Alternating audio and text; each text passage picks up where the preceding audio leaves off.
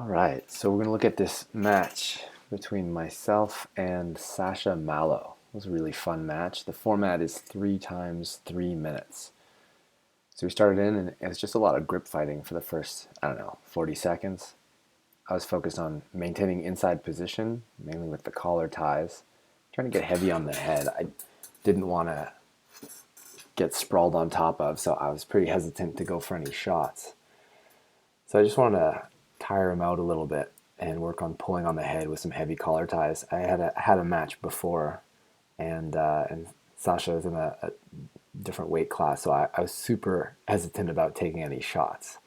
But I still wanted to have an exchange. So it was a nice back and forth of grip fighting here. I keep pummeling back in for inside position, getting most of the inside collar ties.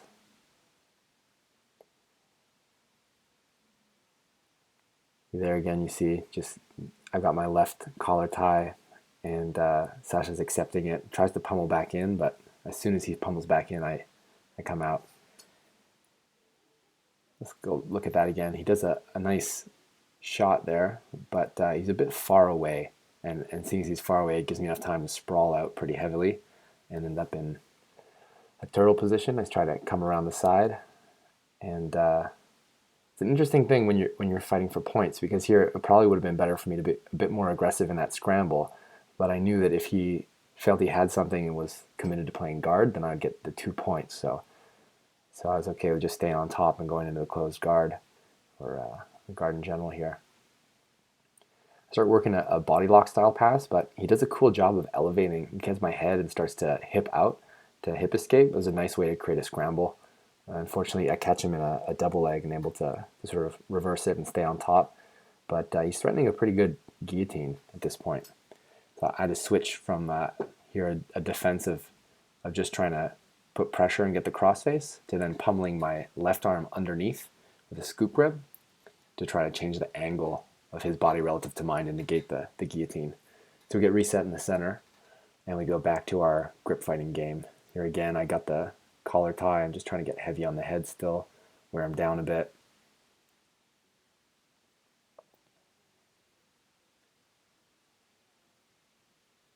And I'm pretty sticky with the collar tie, so he's accepting the inside position that I'm taking. And there's a good example of shooting in on underhooks. So he goes for another shot, but this time I'm able to stuff an underhook under there, and that just negates the shot completely. Shooting on underhooks is super frustrating. All right, so there was a reversed Uchimata. He goes in for an Uchimata trip. The thing with the Uchimata, in order to make it work, you generally need to have your hips just lower than your partner's hips.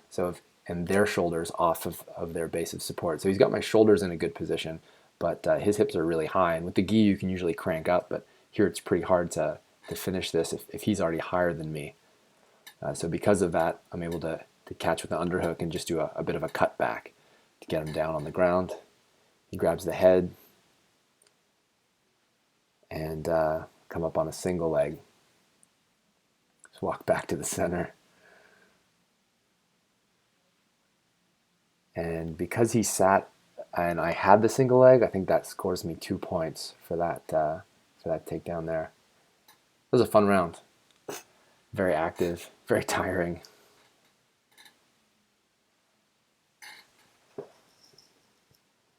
One thing I really like that Sasha does, I think he does it in a couple more matches, is he gets this overwrap, like kind of a fake guillotine grip, and uses it to hip heist and create space. It's a pretty nice use of that grip. I'm not used to doing that. It's pretty cool.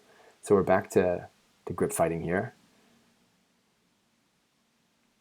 and he's pretty active with his hands, but whenever we settle, I'm settling with inside position. So in that case, it was my left collar tie. Here he pulls on the head a little bit, and then I'm back in with my right collar tie. A couple of times he peeled off for a 2-on-1, but then as soon as he got a grip that was dominant, I just disengage and then re-engage on my terms. So here I'm still on the inside position. The advantage of having that collar tie that I have is if he does go for a shot, that collar tie can, if I've got pressure on the forearm on his shoulder, can easily stuff the shot. but also allows me to pull on his head like that and tire him out a bit. See there, he went for a collar tie of his own, and I moved my head out of the way. It's a really nice exchange. It was a fun match. And there's another shot onto underhooks. He did get up with it that time, so that's pretty good on him, but just got scrambly. Used a heavy leg and was able to get out of it. We're back to grip fighting and try to bait for him to go for the leg again, ready to dig in some underhooks. And there's another shot on underhooks. This time I try to keep him down on it. As he was driving forward, his head was exposed. I felt the opportunity to go for a guillotine and then try to get the sweep for it, come up on top. That's a kind of a nice sequence here. So he shoots in without a setup. So that's a mistake to end up shooting in and giving underhooks. It's really hard to finish a shot with underhooks from your opponent. So I'm able to sprawl out on that. I keep one and get the other one over top for an overwrap because I want to get a front headlock position. And he's trying to stand up during this time a little bit or poke his head out. And in that transition, I switch to grabbing the head and sitting for a guillotine. I think he feels the threat and he wants to undo it. That's why his hips start to come up. So I'll sort of go with that roll and try to come on top. I would have liked to have done a back roll and end up in mount, but that was a satisfactory end to the scramble too. Just get on top. Here I don't really have a secure grip, so I'm trying to come around to the side to consolidate the position a little bit. Bit of a scramble here. He does a really good job of keeping his shoulders and his chest a little bit too far up from mine, so I can't get that chest to back connection. So I switch to try to do a from the truck position and try to get some kind of action going there. This is a strategic mistake on my part. I should have switched back to attacking the back, but I got a bit stubborn about trying to find a submission from the truck, but he was really good at shutting that down. He digs his underhook, and luckily I still have a little bit of control over his legs, so this is a strange scramble, trying to get top position. He goes for, I think, a toe hold at this point, but he doesn't have any hip control for it. So it becomes a little bit of a scrambly leg exchange. And yeah, and then just come up on top, another wild scramble here into a leg entanglement.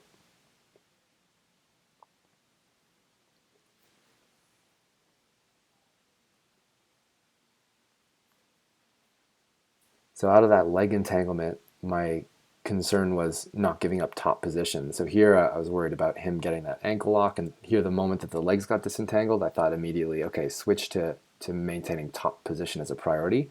So as he started getting up, I had control of his ankle, which is blocked from the camera now with my left hand, and just try to sweep that out to the side and take him down to just maintain top position. I don't know if that ended up scoring me points for the sweep, but at least I wouldn't give up points for having been swept. Tried for a guard pass there, and I think this is the end of the round. The second round was more dynamic. The first one was more of a stand-up exchange, but that one was a pretty scrambly round. Really fun, back and forth, some leg attacks, pretty good stuff. And here's the third and final 3-minute bout.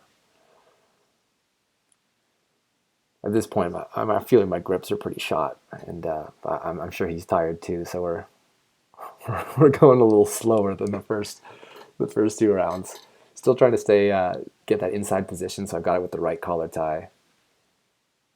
And there's another shot onto underhooks, which allows me to get up and then pull guard because I had some grips. So in this rule set, IBJJF rules, you need some kind of grips before pulling guard. So that allowed me to pull guard and play from the bottom, which is pretty good because it allowed me to get that wrestle up. Sometimes wrestling up is easier than wrestling down. If you start standing and you try to get control of someone, it's quite tricky. But if you're already on the ground, it's like you got less to lose because you're already on bottom position. So here, as we're scrambling, I just stand up while grabbing a leg. So come up on a single and then able to do a little trip and bring down to the ground. Controlling the shoulders to get his shoulders down there and get my points for the takedown. Although the rest giving points for the wrestle up. Technically a sweep, not a takedown. So I got one hook in, and this is really cool. I was trying to do a power Nelson to get him down, but he reached his arm up in a way that took away the pressure on his shoulders. That's pretty cool. I'm gonna have to rep that defense out. It just totally shut down the power Nelson to flip him over. So I tried to get a Kimura here, but he was able to defend it, and we scrambled and got out of bounds, and the ref had to start back in the center. But that was a really cool defense. So back to our standing game, working on getting inside position. I'm going for another guard pull. Had some success with that, so I'm open to playing guard or perhaps wrestling up. Get to a closed guard here. And closed guard, I like to work my legs up and then work for an angle for pendulum style sweeps or just, like so there I'm getting pretty high up on a top lock, and then he was doing a good job of escaping his head. I think at that point I should have switched to a K guard entry, but I just squared up with him and started trying to work the Delahiva, doing a good job of escaping the legs.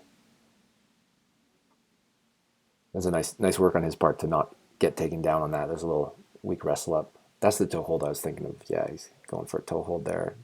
Just a threat to force me to move a little bit differently. And there got up for a sloppy Uchimata, but an Uchimata nonetheless. So as we get up, so I've already got the underhook dug in here. As we get up, I've got the underhook controlling the body. His shoulders are off the base of his hips, and my hips are coming in lower than his for that Uchimata. And it just ended up being a bit of a sloppy trip, but did the job.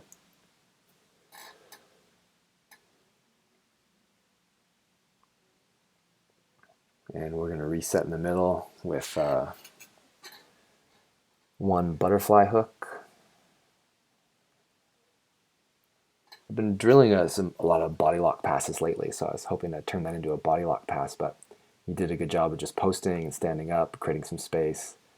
You almost got a reversal there for a sweep, so I had to be mindful of standing up pretty quickly. We're back to standing now and back to the hunt for inside position. That shot was good because I didn't get an underhook in right at the beginning, but as he shot in, I guess we're both pretty tired at this point. He shoots in. I don't have an underhook, but he's far enough away that my sprawl gives me space to fit in this underhook here, and other underhook, my right underhook, and that allows me to sort of get up and get back to this position. He goes for another Uchimata attempt, but the mistake is that he's not able to off balance my shoulders enough in order to get me off it, and because of that I'm able to reverse it into a bit of another cut back, just sitting back and forcing him down to the ground.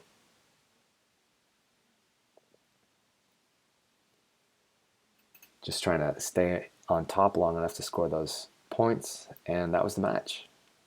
That was really fun. Great match with Sasha. Hope we get to roll together again, if not in a tournament, at least in a gym somewhere. Pleasure training. Really fun time. And special thanks to Stefan for organizing the SFL competition.